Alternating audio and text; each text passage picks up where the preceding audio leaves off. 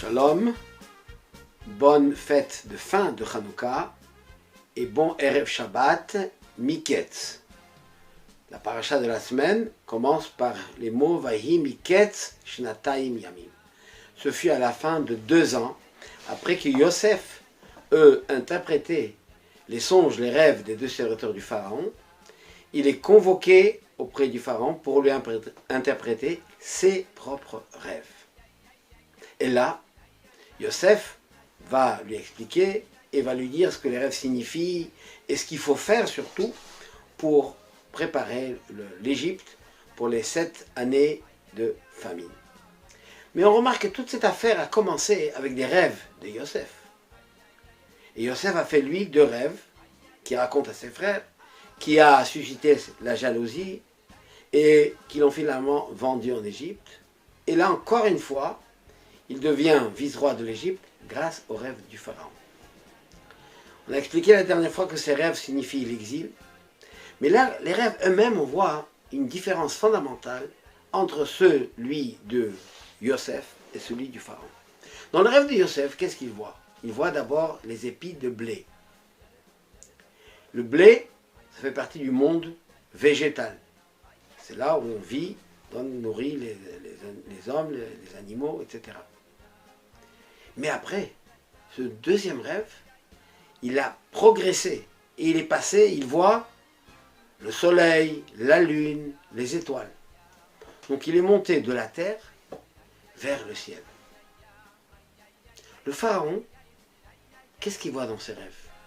D'abord, il voit 7 vaches, grosses, bien portantes et maigres. Et ensuite, dans le deuxième rêve, il voit les épis de blé. 7 épis de blé. Là, on voit le sens inverse. Il va passer du règne animal au règne végétal. Au lieu de progresser, il recule, il descend. L'enseignement que nous devons tirer de cette histoire, la même celle de comme Hanouka.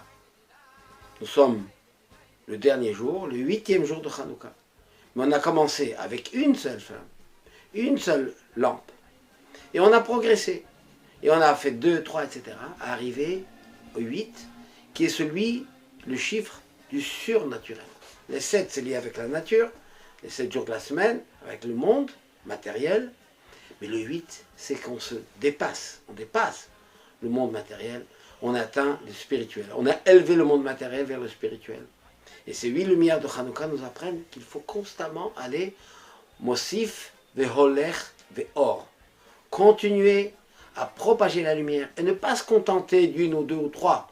Même quand on a atteint le 7, qui est le chiffre maximal de la nature, on dit non, on peut encore aller plus loin. Exactement comme Yosef. On a commencé bas, on a commencé par couper le blé. Le blé, c'est la nourriture, c'est l'existence. Bien sûr, dans des conditions permises, mais ça fait partie de l'existence matérielle qui va devenir spirituelle. Comme dit le texte, ce n'est pas le pain seulement que l'homme vit, lo alechem levado.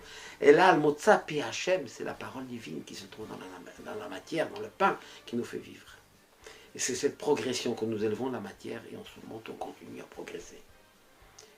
Le pharaon qui représente le monde contraire à la sainteté, c'est le contraire. On va, mais on s'abaisse, on descend, on tombe, on commence et on n'a pas de suite. Pour nous, l'enseignement est clair. Aller de l'avant. Progresser. Ne pas se contenter du bien qu'on a fait pour nous-mêmes. Une mitzvah, encore une autre. Ne pas se contenter de ce qu'on a fait pour les autres, ce qu'on a aidé. Bon, ça y est, j'ai fait ma part. Non. Continuez, chercher toujours à faire plus et mieux. Et grâce à ce travail d'effort que nous allons faire nous tous, pour aller constamment en progression, Dieu aussi nous rajoutera dans les bénédictions qu'il nous donne pour la bracha, pour la santé, la parnassa. Toutes ces choses iront en augmentant, intensifiant, jusqu'à ce qu'on atteindra le summum. C'est celui de la venue du Mashiach, qui nous libérera de l'exil, apportera la paix et le bien-être pour le monde tout entier. Bonne fête de Hanouka et Shabbat Shalom ou Mevorach.